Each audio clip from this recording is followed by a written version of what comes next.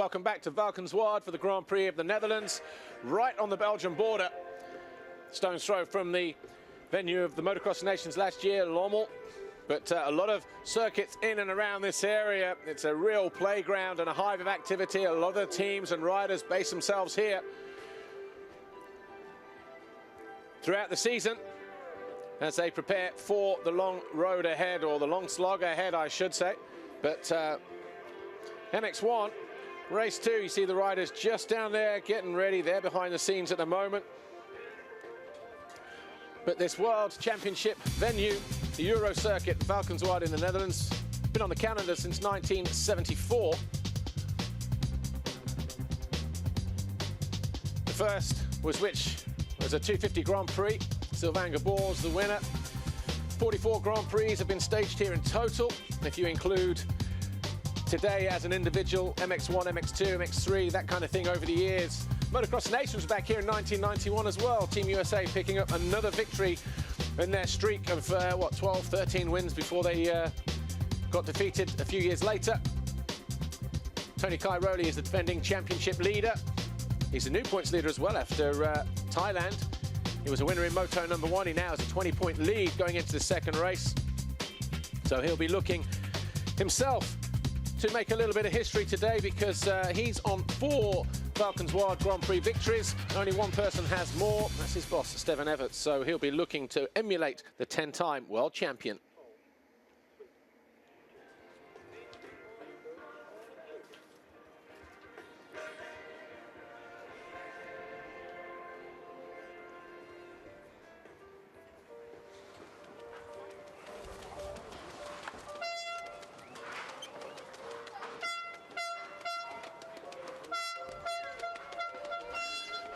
Well, before the riders go out, let's take a quick look around this Valkenswaard circuit with our GoPro onboard lap.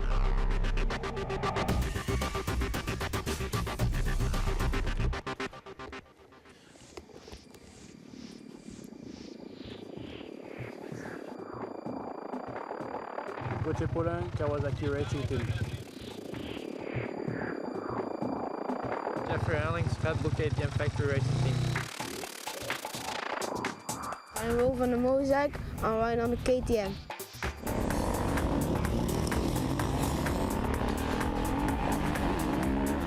We'll go check Paulan and the rest of the guy, Jeffrey Erlings and Rowan van Mooijdonk, the 85cc Dutch champion, a bit of a sandfly as well, showing us around. You hear that little 85cc two-stroke. Starts straight here, although it's in the original place, it's a little bit shorter. Then it opens out over the first camel, through turns 5 and 6 here. Then the riders head out, down through the wood section, through the wave section here. As you've seen in the races today, that the sun, the light, the frost, all those things making it very difficult for the riders in terms of visibility and line choice and keeping that momentum. Then we have the step up, sweep through the turn at the top of the hill before dropping down. There'll be some massive braking bumps down there as the weekend goes on. Through the right, along the flat, and then as we look on board with Jeffrey Erlings, you sweep up the hill. Going to be some kickers on there, landing in some big braking bumps. Then over this single, dropping downhill, off cambered, 180-degree turn. Yeah, there's a lot of sand there and some berms and stuff, but still a very easy place to make a mistake. Difficult corner as a result. Through the right, over a single, over the camelback, and then down the back straight we go. Over a single, and then we have the Monster Energy double jump. Bit of a stretch on a 250, but then this one a little bit easier. This was turn 2 last year, remember? Still a bank turn, just a left-hander now. Then a long straight, big braking bumps down here. That's where Erlings crashed in qualification. 180 left into a short 180 right. 2 singles here, just enough elevation to upset the balance of the bike. Braking bumps either side of that. Tight right, left chicane, over last year's finish jump in reverse over the step down. And then it's a long straight over the single towards the end, a final corner.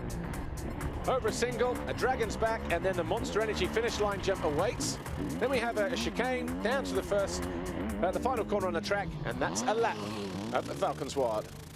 We'll be there with 5 and a 15-second board, and then we are ready to go.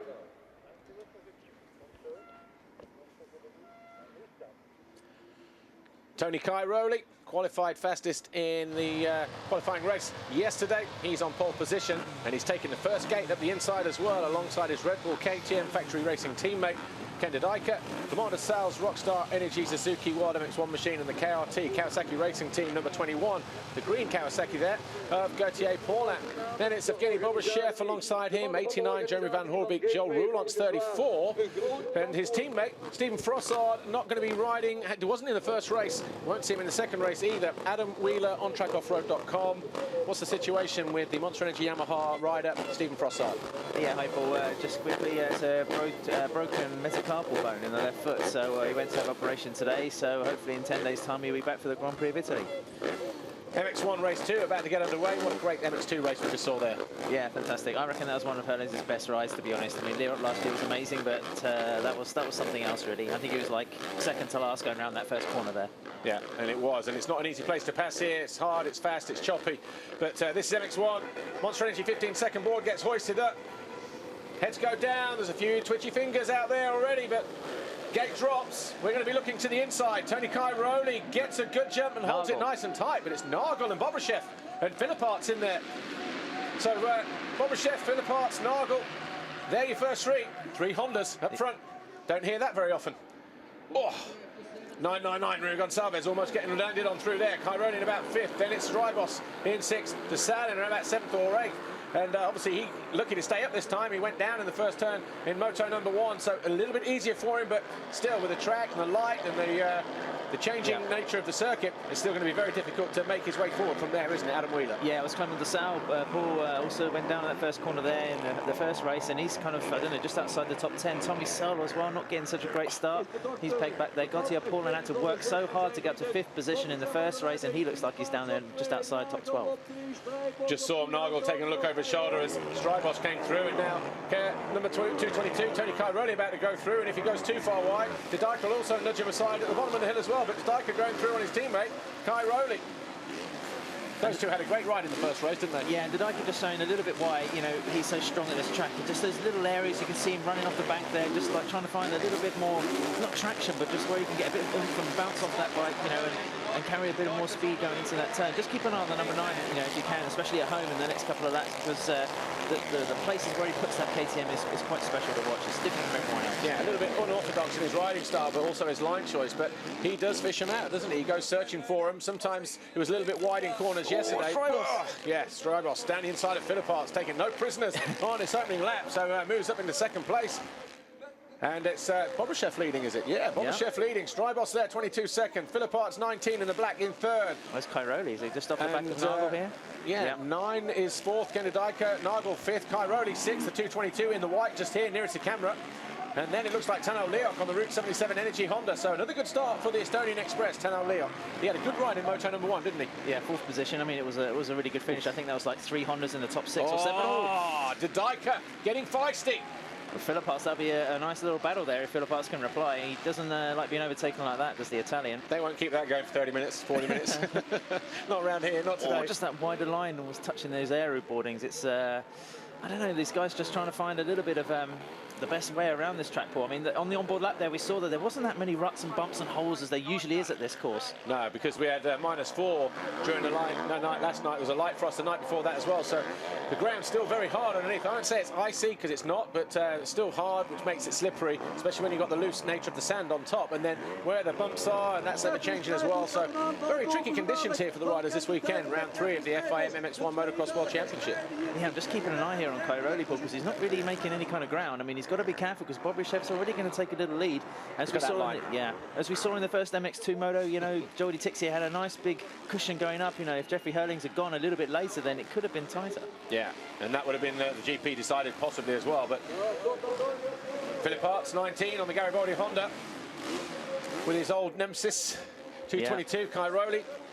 But a lot of water under the bridge since those years when they were both on Yamahas. Yeah, and banging each other in MX2, and first year in MX1 was a bit hairy as well. I think it was a little bit of a fight for the Italian spotlight really there. I mean, Philippart's of course the first ever Italian MX1 world champion, and then Tony pretty much came in and just took the crown away, and also a lot of that limelight. But, you know, Cairoli, I mean, it must be, what, 6-7 seconds, 6.1 to Bobashev. So, you know, he can't afford to hang around too much because Evgeny's not the slowest rider on the track. That's right, but Bobashev, great ride in moto number 1, finished second to Cairoli. Again, led just briefly for, what, 5, 6, 7 laps, something like that, before Cairoli did come through and make a difference. But Kenda Dyker, winner here in 2008, well placed at the moment in 4th. Won't want to make too many lunges. Well, having said that, straight down the inside of Kevin Strybos in the final corner. He's got him.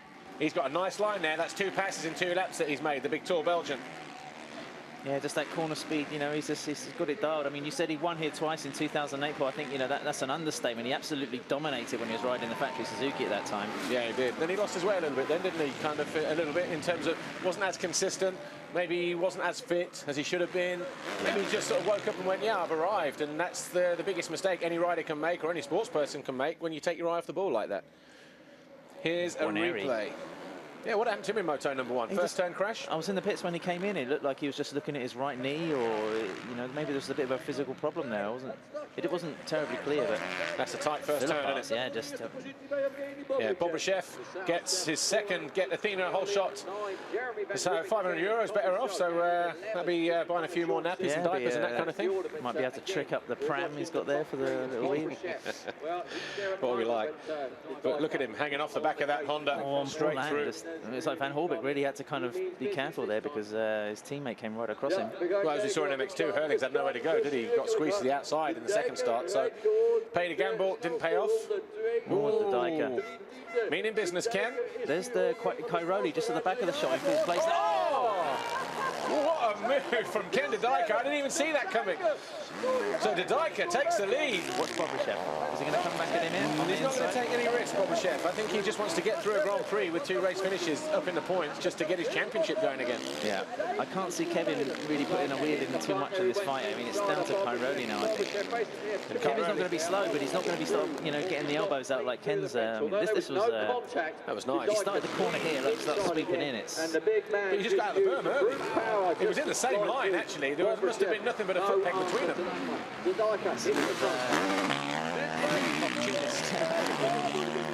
So Ken de Dyker then, our new race leader, KTM Factory Racing. Look at this. He's just been in the same team as the world champion, Paul. And, you know, somebody you were commenting earlier, this is reinvigorating. I think the Grand Prix wins the best especially after a few accusations of the previous GPs. He's there just playing second fiddle to Cairoli, and together he's just going to guard his back and move over. And in the first moto there, well, I think it was the first time we've seen Tony Cairoli pass for the lead in quite a long time. Yeah. That's Nagel, isn't it, trying to keep pace there with Cairoli in the background. Yeah, I mean, Max Nagel, obviously, he, again, just needs to get through 2 results. I thought the camera moving then, we'd seen somebody go down, but Strybos challenging Bobashev. Bobashev, I think, maybe just saving himself for the later stage of the race. Either that or he spent himself a little bit. No, I think in the opening moto. You nailed it there, Paul. I think he's having a little bit of a couple of laps off. He must be able to pick it up again because we can't he's a afford lot fitter and Cairoli. stronger than that, isn't he? Yeah, well, he can't afford Cairoli to come closing in on him, can he? Because Cairoli in 4th place, about 3 seconds further back. Once you've got Cairoli going by you, I'm not saying it's a demoralising situation, but to try and go back after him, yeah, and make a pass and make it stick without expecting a fight. Well, hey, listen, if it was 7 minutes to go, I'd say, right, he's playing a podium game because he's obviously got that second position from the first moto. But like you say, we're just barely into this race. Well, 27.5 minutes to go. We've got de Dyker leading by just over a second from Evgeny Bobashev, who made the pass here a lap ago. Nice double jump into the turn there for Strybos. Strybos is just out there lurking in the background. So, yeah, de Dyker, Strybos, Bobashev, Cairoli, Nagel, Commander Sal in 6th place on the yellow Suzuki, just about to pop in the view behind the red machine here of Max Nagel, number 12. Nagel in 5th place. Then in 7th, it's Gauthier Paulin on the KRT, Kawasaki Racing Team. Tenel Leop, Route 77, Energy Honda in 8th. Van Horbeek, Factory Kawasaki is 9th. And then Tommy Searle, CLS, Monster Energy Pro Circuit Kawasaki in 10th. He's made good progress because he was about 21st as he went down the hill on the first lap. So Tommy, riding with a bit between his teeth, but sand is not his strong point. It's not his forte, and I think for him, again, Tommy Searle, Adam Wheeler, just a case of picking up as many points as he can just to keep that top 5 position in the championship alive. Yeah, I mean, he's been edging towards the podium in the first 2 Grand Prix of the year, but, you know, coming to this track probably wasn't the best timing for Tommy. We've got Bulgaria and Italy next. Maybe that'll see him, again, being on the frontier of taking a trophy, but it's... you know, like I said, he's got to be careful not to slip into this kind of reputation of not being a sand rider, because it's not going to help him overall. We've got at least, I think, 3 sand tracks, 2 sand tracks if you count Latvia as a sort of loamy, you know, loose terrain. So it's Oh, no, there's plenty more from Tommy to come, and I don't think yesterday, you know, that lowly gate position I think he was 13th, didn't help. Tony Cairoli supporting, or sporting, the colours of the Dutch flag, and also the GoPro helmet. He's a GoPro athlete, actually, isn't he? Well, I just look at the GoPro, that's a little bit like it's been tilted forward there. I'm not really sure you're going to be seeing too much from that position, but just shows the... Well, his girlfriend, of course, is Dutch, so that's probably a little bit why he's running that dedication colours. It's unusual not to see him with the old day glow boots and helmet. Yeah. He's also got a phone at Barragan. STR, where was he? 16th. I was watching him in the first Motorport. It's a bit of a real shame to see the decline of, you know, Jonathan Barragan. I think it was only here 4 years ago that he won his first GP. Yeah, 2009. The first GP, or he won the GP, you know, and for a Spanish rider in the sand, that was, you know, a big achievement at the time. And his career's just like gone down the toilet, really, since. Put it this way, I mean, how Cairoli's come on in the sand since that same period, 2009. Barragan was a winner here with a third and a first. Cairoli was a first and a third, lost it on a tie-break situation. Tenno Leert was on the podium that day as well, 5th and 2nd. Oh, Tommy! Good save. But as he had a handlebar in the ribs there, because that was ugly as he came in, and also the way that he stretched his leg, maybe he could have just sort of like tweaked a knee or a groin strain, that kind of thing. But yeah, big moment there for Tommy Searle, 9th place. So he's on the charge here, is Tommy Searle. He's going to rely on his fitness just to get him further up the leaderboard. He's got Tenno Leert. Watch this now. Tommy Searle over the double. Was he short? No, just landed over lot. Oh, look at that. Just a nasty little ripple there on the landing. Yeah. Most people sort of like hopping a little bit towards the inside of the middle of that landing, and he's just going wide and caught it. Upper body strength required to the max there from Tommy Searle. Hasn't seemed to cost him anything though, because Van Hoorbeek's still not found a way through. And here's to Searle though. He's on a charge on a Rockstar Energy Suzuki, going after Max Nagel. This will be the battle for 5th place. Good to see Max Nagel back up front in the top 5, top 6, isn't it, after the difficult 2 GPs he's had. Yeah, and looking especially at these two riders on screen. But oh, now just making a little hiccup. I mean, this sand is Nagel's surface, isn't it? I mean, so many years in Belgium, he's extremely accomplished in it. And looking at and Dessau moving up. And Dessau, if you have to pick a track from this World Championship that is his bogey circuit, then it's this one. Dislocated shoulder. Yeah, he finished 2nd last year, which was a good result, because the year before that, or I think it was 2010, like you say, he just wrenched that shoulder and then ruined what was the first kind of campaign with the factory Suzuki team. In fact, I don't really recall a decent Dutch Grand Prix for Dessau. Remember Leerop, same year, you know, when he knocked his tooth out in the first turn. Yeah, some big crashes. I think he landed on the bottom, he bruised the bottom of his spine as well. He was a bit of a wreck that weekend. But, you know, maybe a little bit like Tommy Searle, sand, not so much their forte, but, you know, it's 3rd round of 18. Long way to go, but you cannot afford Tony Cairoli too much breathing space, can you? And obviously, Whittler point here, a couple of points there. You might pull back in the season, but you know, the opening 2 rounds, Adam Wheeler, were pretty good for Cairoli, weren't they? Apart from that 3rd in Moto number 1, he's unbeaten at the moment. Yeah. And the only guy who's got a better record is Jeffrey Hurlings this year. Yeah, and going overseas as well to unseen tracks, you know, that was a case of Tony really saying, right, okay, I'm setting the pace, you guys coming with me, and no one has really until we've got here and Ken de Dijker's upped his game. And, you know, from the pack, you wouldn't really necessarily have picked de Dijker. Purple timing screen, 2:02.1 for the fastest lap of the race so far. 5 laps complete. Ken de Dijker, factory Red Bull KTM. Kevin Strybos, 5.9 seconds down on a Rockstar Energy Suzuki. And then Tony Cairoli here in 4th place, 11 seconds down. I'm not going to say it's game over just yet, because how many times have we not written him off, but seen him 8, 9, 10 seconds down, 11 in this case, and him just flick the switch, something just, you know, triggers in his mind that, oh, okay, I found my line, I found my rhythm, my groove. I'm good to go again, and whittle it down 2 or 3 seconds a lap. But you know, with de Dijker there in this fighting mood that he's in, is he going to be a tough guy to catch and pass and upset the party? No, it's a good question, Paul. My big question for Ken is can he set that pace the whole distance? A 2:02, that is, like you say, that is the fastest lap of the race. Is Clement actually going to be able to make a pass on Nagel now? But you know, Tony's got 11 seconds to work against. So I don't think it will be kind of Hurlings-esque. But you know, like you say, you just don't want to say no. This is de Dijker's race, especially with Strybos as well. You know, he's no slouch. He's in 5, 6 seconds adrift in second place. It could be a Belgian victory either way. Let's just give you a quick rundown. 21 minutes to go. We've got Ken Didike leading 6 seconds clear of Kevin Strybos. Then Evgeny Bobryshev in third. Cairoli is fourth. Nagel is fifth. DeSalle is sixth. That's the battle we're watching on screen now. The red Honda of Max Nagel in fifth. The yellow Suzuki of DeSalle in sixth. Seventh is the number 21, the Kawasaki of Gauthier Paulin. Tenno Leak, number 40, is in eighth. Tommy Searle is ninth. Van Hoorbeek is 10th. Sean Simpson on the Ritchie Racing TM. Having another good solid ride here. Maybe the sand obviously suiting him. He took his first ever and only ever race win here 3 days before he broke a leg training just down the road at Roussel. But Sean Simpson down in 11th at the moment. Ruy Gonçalves having a quiet weekend on the Ice One Racing KTM. So too Xavier Bourg down there 12th and 13th. That's pretty much where they've been all weekend, isn't it, Adam Wheeler? Yeah, and also David Philippart stepping back down to 15th now. So that's a real shame after a top 3, top 4 start there. What about Nathan Watson in 19th? Yeah, he picked up a point in the first motor. He had to come into the pits. I think he had crashed and got the front brake kind of all twisted up, but he got back out there and got a 20th. But 20 minutes to go. DeSalle looking to find a way past Nagel for 5th place, but DeSalle just landing a little bit heavy. Didn't seem to close too much on him as well. Spent quite a long time in the air. On the Didike line, down the inside. Is he going to push Nagel wide? Just gets on the gas, speedway style for DeSalle. You know, I've just been in the Suzuki 10 through the weekend. I just don't think Clement's too happy with his setup. And he's always been one of these riders that says, when I'm having fun, I'm fast. So I just don't think, you know, today he hasn't had the starts, that's clear. But also, he's not such a happy bunny, and that's why I don't think we're seeing him, you know, necessarily pushing for podium position. Looking to get creative there. Tight rut where you said he got hung up a couple of laps ago, but then able to square off. But Nagel read him like a book and closed him down. Some horrible little kickers on the top of that jump in the end of the first MX1 race, but obviously they gave that a bit of a backblade for MX2 race 2.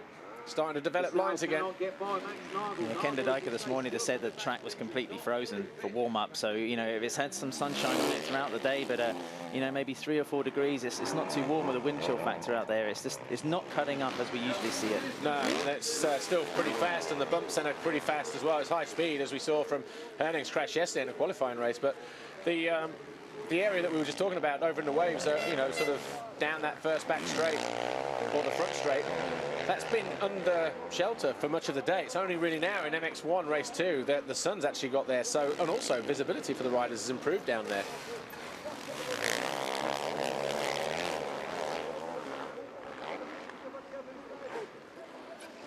Max Nagel gets a bit of a kick going into that left-hander at the end of the back straight, and Lamar DeSalle looking menacing now on that Rockstar Suzuki as he tries to find a way past the German. Tony Cairoli, though, looking to find his rhythm, and he looks to have got a little bit of time back to Evgeny Bobryshev, the Honda World Motocross rider at number 777, teammate to the guy here, number 12, Nagel, who takes a look, a nervous look over his shoulder as the back end of Lamar DeSalle just gets a little bit out of shape. But Cairoli, 13 seconds down on his team number 2, Ken Didike at the moment. So 18 seconds.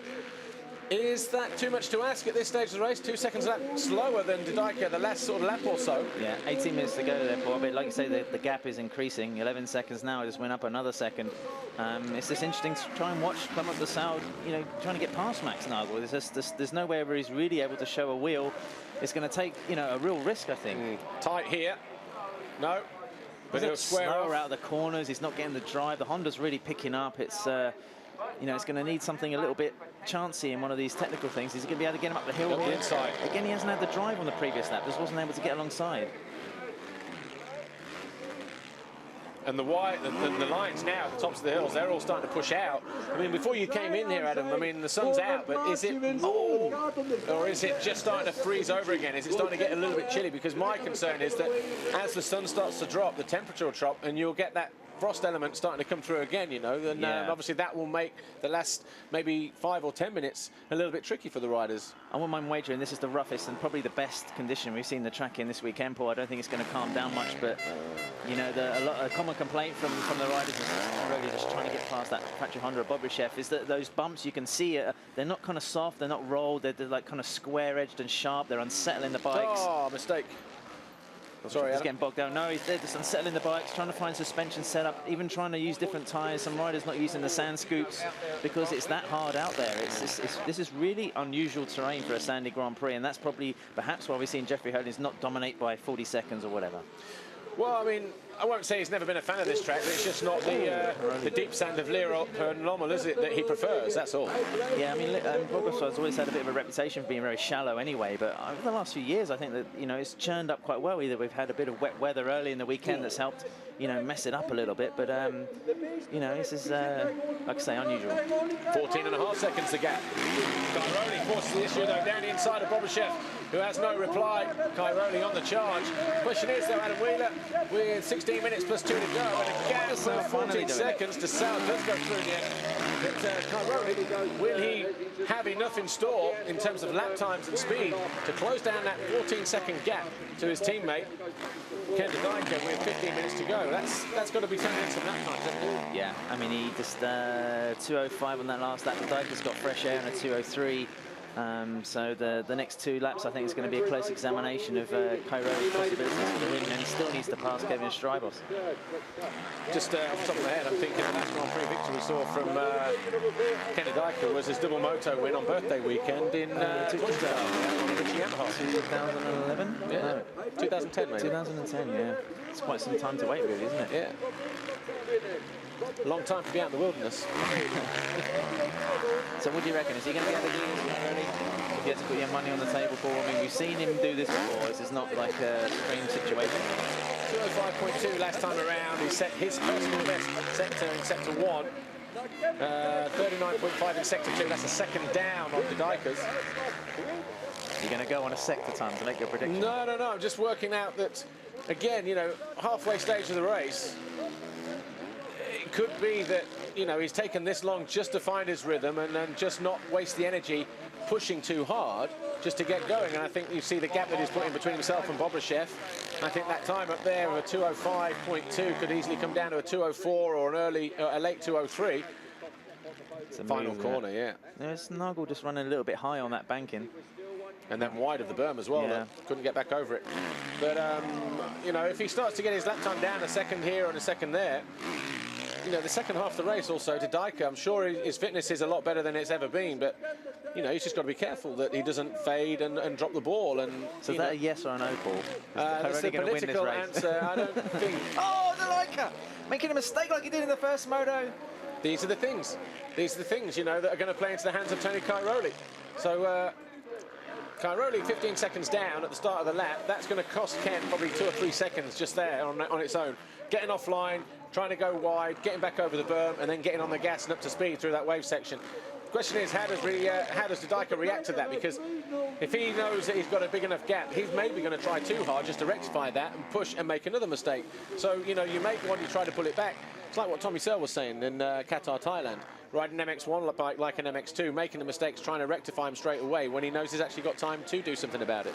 Paul, your insight is amazing, but I still want to know if Tony Cairoli is going to win this race. I think he will. I think he will. I think Ken's having a look around. That's always a little bit of a danger sign. Yeah. I think when we see when he come over the oh, that was the problem. It's like this got turned too tight there. I don't know. There's some horrible ruts there, and I think he maybe just got on the gas and one wheel in, one wheel out, that kind of thing. That's where he went down in the first motor, wasn't it? Around this weird wave section there. Yeah, we didn't quite see it though. We just saw him picking his bike up. So what's the time now then? 14.9. Everyone's completed 9 laps. Strybos is 12 seconds. So because there you see, look, Cairoli is only 2 seconds down on Strybos. Then he'll have clear track if he finds a way past the Belgian Rockstar Energy Suzuki rider. Van Horbeek's out.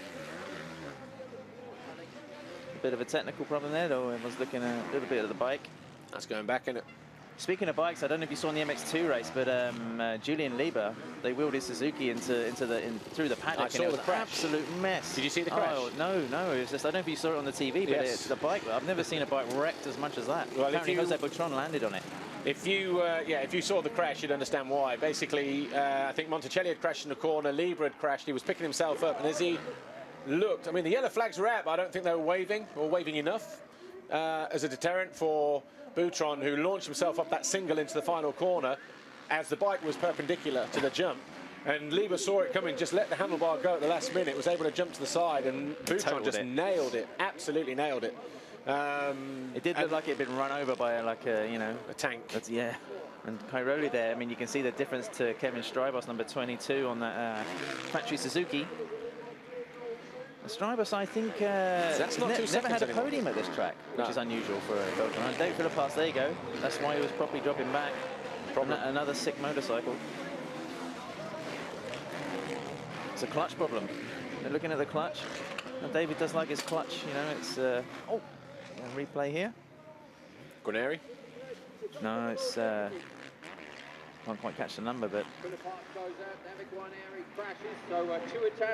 Just keeping an eye, Cairoli getting closer and closer to Strybos in second position. 11 seconds now. What was it? 14 a moment ago to Didaika, so Cairoli started the charge. Yeah, 11 and a half. And I think he's got enough time, you know, 11 minutes on the clock. That's a second a lap. He's already doing that at the moment. Because Didaika's last lap, 2:07, that was with a mistake. And lap times, yeah, 2:05. So we've got 4 minutes and 10 in added time, as it is at the moment. So I think he's got just enough in hand. Depends how long it takes to get past Kevin Strybos. Yeah, like you say, it's not easy to pass out there. Just there's not, you know, the freedom of the lines that Valkenswaard usually throws up. I mean, Strybos actually was complaining about that yesterday, just finding it very one-liney and, you know, just struggling. But I think in terms of the layout, I think a lot of speed into that corner, Paul. But I think the organisers, you know, with the start, the podium, pit lane, everything down this end gives the viewers out on the bank more of a view of the rest of the circuit over there anyway, which they probably lost out on before in the past. So I think it's a definite improvement over what we had before. I mean, it was a bold move, and it's taken us, I read something like four months or something like that to get it all done. And it's nice line from Cairoli there, wheeling in and tapping his way through that their left-hander at the end of the straight. And you can see he's closing in on Strybos all the time. 0.8 of a second in it this time between those two. And he's got him in his sights. He's only 9.9 down on Didaika now. So, like I say, Adam Wheeler, I can seriously see Tony Cairoli picking up another double moto victory. And, of course, winning the Grand Prix. That'll be the 5th. That'll equal Stefan Everts. Oh, nice switch of the line. Yeah. And he goes up too easy. That's fantastic to see, isn't it? I mean, that's a great example of just using the terrain, switching around, getting the momentum up the hill to stay on the inside and make that pass. Get in faster. And even wider coming down there and then joining at the last minute, avoiding as many bumps as possible. So now he is bouncing his way through. Those holes there are massive on that right-hand turn. But Tony Cairoli then up in the second position. He was 9.9 down at the start of the lap. He's going to be a little bit quicker this time around. We're getting ready to go down the pit lane. I'm down in the pit lane with Roy Madison. Kevin Strybos holding his position well in second. How's he getting on in the team? Yeah, he's really comfortable in the team. First race, he wasn't really getting on with the track very well, so the team made some changes to the suspension, and now it looks like his confidence is really good, and he's riding at a pace where he should ride, actually. And I just hope that he can keep second position and may even catch up to Didaika at the end of the race. Thanks, Roy. I need to get him back in front of the monitor, really, there, don't they? Tony Cairoli in second position now, ahead of Kevin Strybos. But, yeah, I mean, sometimes down there they just drag them away, don't they? And then, you know, you just lose sight of that monitor just briefly, and obviously that's enough, isn't it? You can't fault Roy for optimism, really, there. I mean, Kevin's been a good race for Kevin. Top 3 finish would be, you know, a pretty solid result. His best one of the season so far. Yeah, and he can't grumble at that, can he? No. In terms of Strybos being on the podium, he'll lose out by about 6 points to Evgeny Bobashev. So Bobby, where is he? 4th at the moment in the race. So first podium for a year and a half for Bobashev, if he makes that. I think Geldorf was the last one. That was the year he won the 2 races in Teushenthal, wasn't it? Yeah, 2011. Yeah. And then here, 2010, as we were saying in the podcast the other day, Paul, was the GP where he kind of everybody sat up and said, "Wow, we've got a Russian star in this World Championship." 4th place on you know, what was essentially kind of a semi-privateer bike. Yeah. Joel Roulants. Yeah, he makes his way up from 13th, 14th place. Yeah, lucky in the first race that he tagged the rear wheel of Xavier Bourg through the chicane after last year's finish. Tried to get high and square him off, but just misjudged it, caught the wheel, went down, and obviously for Joel Roulants, that left him just down the order in 14th place. So yeah, with Dean Ferris out injured, Stephen Frossard having an operation today, it's not been a great GP for Yamaha, apart from Chiara Fontanesi winning both motors in the Women's World Championship. Bit deja vu, start of last year for Monster Energy Yamaha.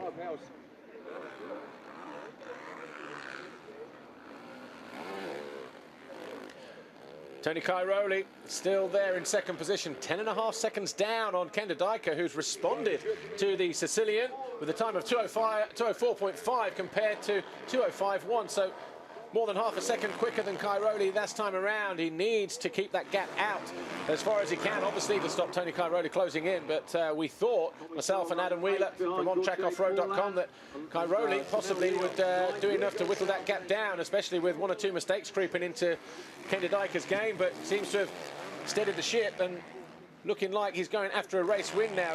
It's one of those, isn't it? So near yet so far moments for Ken Dyker. You know, if he loses it in the closing stages, he will be the most disappointed rider out there. Absolutely, Paul. I was just keeping an eye on this fight for ninth. You know, you've got Joel Rulans, of course, and Rui Gonçalves is ahead of him. Rui's won a GP here before, isn't he, in MX2 class? Yeah, he has. So, same year as, was it 2009? When Barragan won. Yeah, all 3 of these riders, Grand Prix winners, fighting for ninth position. A little bit of indication of how, you know, you have strength right through the first half of the field in this MX1 class. And then these guys just battling away. Tommy Searle just in front, and in front of the Brit is Gauthier Paulin, and then Max Nagel and Clement Dessau before we hit Bobryshev. 16 Grand Prix winners in MX1. 16 different Grand Prix winners. If you had the 2 Paul Sells in there, it'd be 18. Yeah. But Tony Cairoli, the leader in Grand Prix at the moment in modern day racing. 55, 24 of those in MX2, one of them round here, of course, but 31 in MX1. He's looking for his 5th victory here. He's won the last 3 years here, 2010, 11 and 12. Looking to do 4 in a row, same as Jeffrey Hurling. So Jeffrey, you know, he did a bit of made a mark in history by being the first 4-time consecutive Grand Prix winner around here. And Cairoli set now, yeah. I mean, Dyker finished 3rd in the first moto, so the first is still going to be Cairoli's GP. Yeah. To be honest, Paul, with 4 minutes to go and 11 seconds, I think Tony's already thinking, right, I've got the overall. And that might be the deal. Dyker gets his race win. Tony gets the GP win. You're not getting all Formula 1 team orders. Everybody's happy. You know, getting that position from Leop. Riding good though, isn't he? Joel Rulans. Okay, he's had a long layoff. He's only been on the bike since Christmas Day. Qatar, Thailand, obviously in at the deep end. Hadn't had much to. Oh, Simpson's off, just alongside the finish line area. Either that or he's gone to the bathroom. I think that thing's stopped, isn't it? It's a strange place to kind of crash, or, you know, it's the Dragon's back and then cruise into a stop, isn't it? Just before the takeoff of the finish line jump. Dyker knows exactly where Cairoli is. He's just kind of sitting down everywhere, Ken, really, isn't he? Just, you know, the only guy out there who can make a 450 kind of look like a 125. It's. Yeah, I used to joke that he was on a pit bike, like an 85cc, a big wheeled 85cc. Nice big rut there where he made the mistake earlier on, as you were saying. But clever use of the lines. I mean, normally Tony Cairoli is pretty creative, but conditions like this, Dyker, very unorthodox, but gets it done, doesn't he? Hasn't always got it done, of course, but has obviously woken up on the right side of bed this morning and thought, right, bar that mistake in moto number 1. Oof. Good job those things are plastic. Yeah, and there's no green fencing there anymore. But, you know, Ken's he's so far since he's joined that factory KDM team, he's been the perfect kind of teammate to Tony Cairoli, having his back a couple of times last year. You know, he can run a similar pace, perhaps not for the whole GP, but certainly, you know, in phases of races, and it upsets the balance of the Cairoli rivals, if you like. Rui Gonçalves in white on the Ice One Racing KTM, closing down on Tommy Searle. Nothing in it, just a second, yeah. So Gonçalves coming from about 14th or 15th. Obviously, he had to find a way past his teammate. Xavier Bourg is still down in 12th at the moment. Simpson obviously dropping down the leaderboard at the moment because we saw him trying to get that bike fired up. And Tano Leoc's been dropped off the back of this battle as well, Paul. Rui on the charge, though. Dyker leads, 10.5 seconds. That's enough for him to get a race win, but Cairoli in second, that'll be good enough for him to get an overall Grand Prix victory. Then we've got Kevin Strybos for his first podium race of the, would it be his first podium race of the season? Kevin Strybos? Yeah, 2 6s and a 7th and a 10th, so a 7th and 9th overall for him. That'll give him 4th overall. Bobryshev in 4th.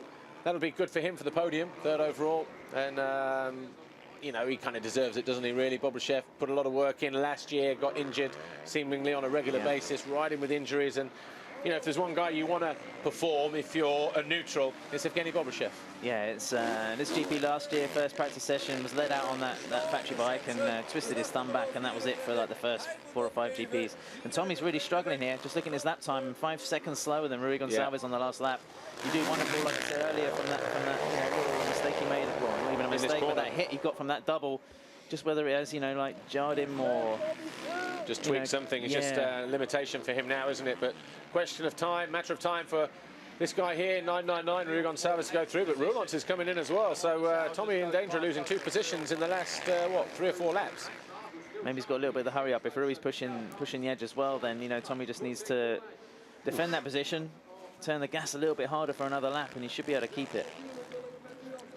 It's not an easy place just to suddenly do that, though. Once you've been in a rut like that, and you're riding within yourself, to suddenly go that little bit quicker when the track's all chewed up and gnarly, it takes a very special thing to do that. And, you know, probably less than a handful of riders are able to do that. And I think Tommy Searle, maybe on the MX1 bike this year, not quite ready for that in terms of overall stamina and strength. He's good enough for top 5, but to really hang on as Joe Roulance catching Rui Gonçalves and taking him by surprise here.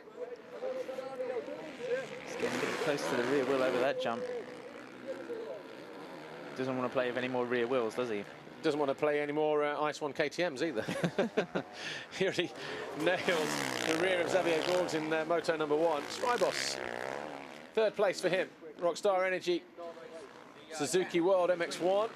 Just pacing himself with Cairoli there, isn't he? Yeah. He's just using and keeping him as a visual marker, you know, just and Tony's dragging him home. Cairoli, I think, just doing enough. That gap still 10.2 seconds. I think Tony, to be honest, will be one of the first to say afterwards that this was not a typical state of affairs at Valkenswaard for the track these guys might find. I mean, you can see the bike's bucking everywhere. It's still bumpy, it's still sandy and a little bit treacherous, but you know, we've seen, like you were saying earlier about the stamina and the physical element there, Paul. We've seen some fantastic races over the years with riders, you know, just digging deep in the last 10 minutes. Josh Coppins was always a specialist at that, and you know, making a difference on the standings when you wouldn't expect it. Gearing up behind Tommy Searle. Got a battle on his hands now for the last 2 laps. Tommy Searle on the green Kawasaki, Rui Gonçalves, the Ice 1 KTM there. Rider in shot in the white, and Joe Roulance, who tried to... Bobryshev down on the from last lap 4th again. place. Where is that? Is that just by the pits, that turn there? Chicane, the old chicane by the finish line. Well, by Monster, it's yeah, it's just where you said the old finish line. The old finish line chicane. So where is he now? Still in 4th, because there was a big enough gap between him and DeSalle. It was only 12 seconds. I mean, he was off the bike, wasn't he? This is a nice little battle, though. Tommy Searle, Rui Gonçalves, Joe Roulance, 3 guys looking at 8, 9, and 10th place. 2 riders behind Tommy looking to improve. Joe Roulance was fast through here last time around. He got alongside Rui Gonçalves on the KTM, but not quite close enough this time around. Ooh. Kawasaki just a little bit unstable through there, but what we can't see, Adam Wheeler on trackoffroad.com, is how big some of those holes are. From experience riding around here, you know, it was different back in my day. It was a little bit deeper than it is now, but it has always been one of the firmer of the Dutch Grand Prix tracks. I've ridden at Lierop, I've ridden at Norg in the north, which was really, really deep, and also Lichtenvoorde. So all real deep sand circuits, similar to Lommel in their nature. But this has always reminded me a little bit of Mildenhall circuit we have back home in the UK. It's definitely got the speed, isn't it? It's definitely the faster one of the sandy tracks. Yeah. You know, and even though we can see these bikes, you know, moving around, these riders just trying to maneuver them the best they can, it's a real horsepower race. Some of it's really flat out. So final lap, Didika, that gap down to 5.9. Cairoli, I think, still going after Didika. Probably thinking, well, if I've got enough of a gap, mental games, I'll back off, he'll back off, except Tony Cairoli won't. He might even surprise his teammate. So Tommy Searle, though, inside. No, working hard to defend.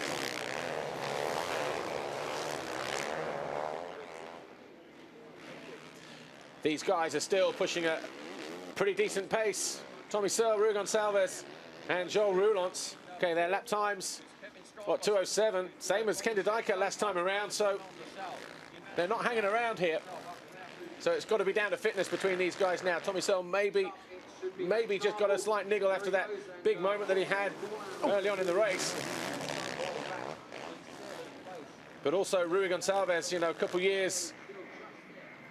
more years advantage on an MX1 machine. But here's Kai Rowley, that gap 5.9 seconds. Can he close that down? 2 seconds? I don't know. It's dropping. I mean, he's got another second as well on the last sector. He's taking it to him, isn't he? I think he's going to just try and spook him into a mistake. Nicely scrubbed through there. Ooh, there it is. There's the gap. No, it's surely not possible. Tony Kai Rowley. Surely not possible. It's going to be a mugging if it is. As I said, Adam Wheeler, you know, if he does go win this race in the closing stages, he'll be the most disappointed rider on track. Too deep there in the corner. Tony Kai Rowley, high and wide. Didaika maybe not able to see him at the peripheral there coming out of that turn, but he might have done just enough. He's got a couple of corners to go. We've got yellow flags. 74, Ivo Steinberg's on the Riga Racing KTM. And already celebrating, thinking he's won the race here, but Kai Rowley still breathing down his neck. Through the final turn, though, he's going to do enough. Ken Didaika takes the Dragons back, and he's going to take his first race win since, what, 2010, when he was a Yamaha rider. Nice knack-knack, he wins. Either way, it's a Red Bull KTM 1-2. This time, it's Didaika from Tony Kai Rowley, but Kai Rowley will win the GP. Big respect, good friendship between those two. Shaking the head there, Paul. Tony Kai Rowley not too happy. He's not too happy. It'll be interesting to see what he's got to say afterwards.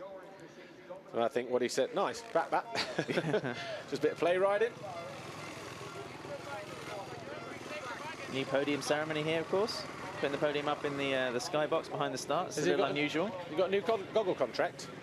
Or is that the same brand but just different? No, brand new, his own brand, isn't it? Neox goggles. I think they're launching them in Italy in 2 weeks. And Bobby Chef making it over. Look, Lorenzo pumped. So that's Lorenzo Resta there in the background, the Honda World Motocross team manager. And, well, he's trying to run after his rider. Most people have been doing that all day, actually. Strybos third in the race, but Bobby Chef taking third overall. So, yeah, Bobby. Let's just see the... just ran out of time. I think it was more a case of one of those, you got me this time shakes of the head, because he never went after him aggressively, did he? Look, normally the respect, you're not going to see it. But Adam Wheeler, thanks for joining us up here in the commentary booth. Press conferences should be interesting. Jeffrey Hurlings, obviously, we heard a little bit of what he had to say, but yeah, we'll see how he ranks this victory. Oh, here we go. Get a room. Get a wash. Sand, you know. Well, that sand is cold, isn't it? Yeah. Everyone at KTM, very happy. Thanks, Adam Wheeler. We'll see you in 2 weeks' time. Bobryshev on the podium. But Didaika takes his first win since 2010. But it's Kai Rowley who wins again. This third GP of the season.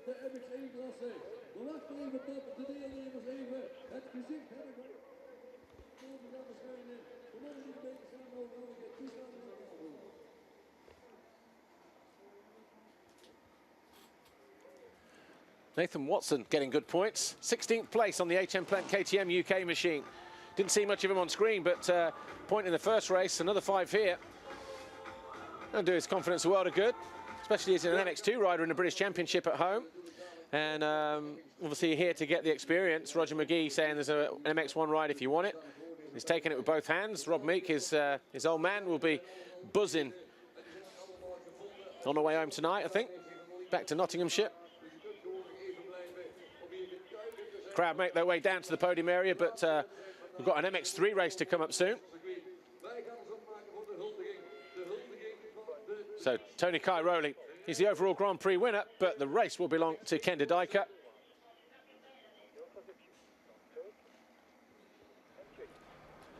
Didaika wins race 2 from Kai Rowley, Strybos, Bobryshev, to Sal, Nagel, Paulin and Gonçalves. Tommy Searle hanging on.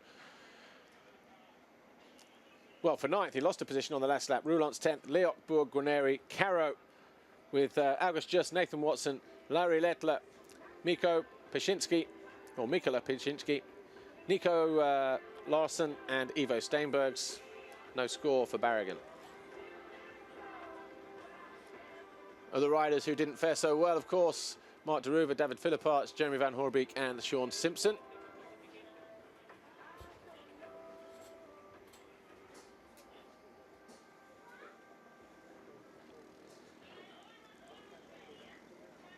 slow-mo just shows you how bumpy this circuit was this weekend in Valkenswaard.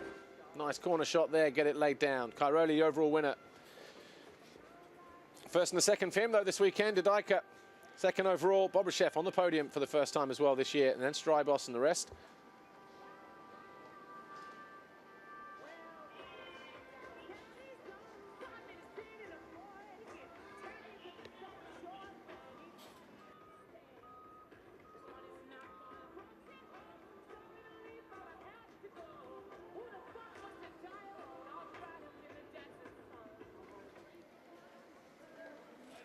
MX1 riders getting ready for the podium then.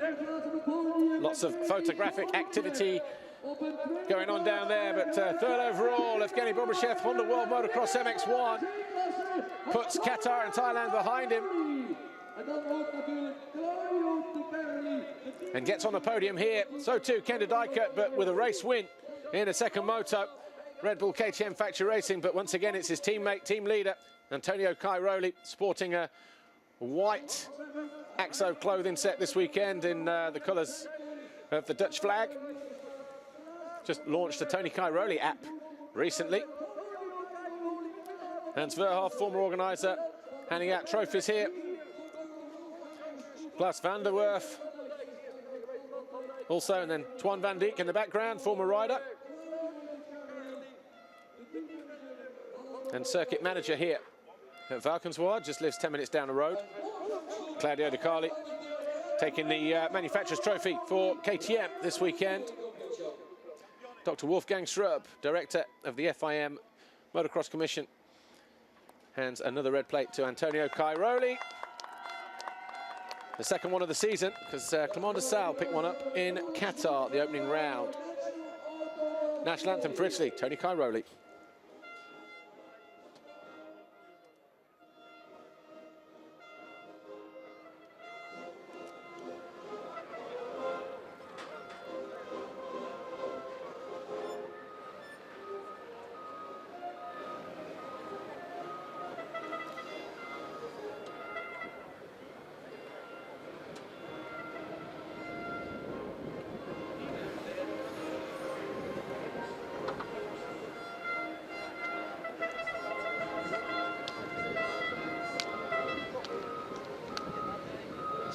En dan krijgen we de National Anthem of Austria, Oostenrijk, het land aan de kant. National anthem for Austria, winning manufacturer in MX1, KTM.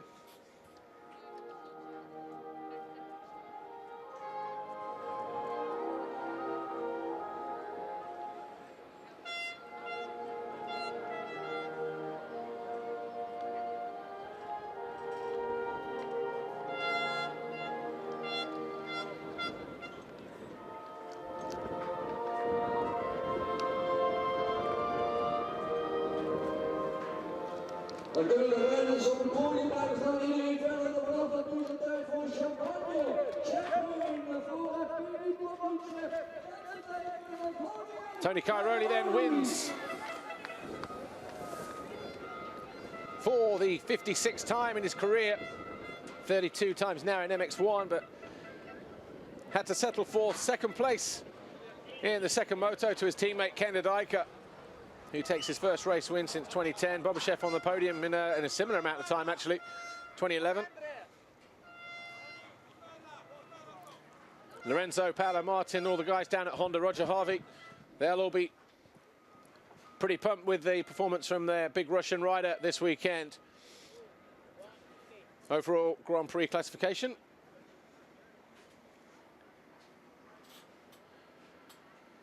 Tony Cairoli. Championship, sorry. So extends his lead over to Sal. Didika pulls a couple back. Portland fourth. Strybos, Bobryshev now sixth in a championship. Moves up a couple positions, actually. Tonel Leoc, Joel Roulants, Xavier Bourg, Philippe Potts, Frossard, Nagel. No Frossard until Italy. Having a plate put in the broken foot from a training incident earlier on this week. Didn't ride here at all this weekend.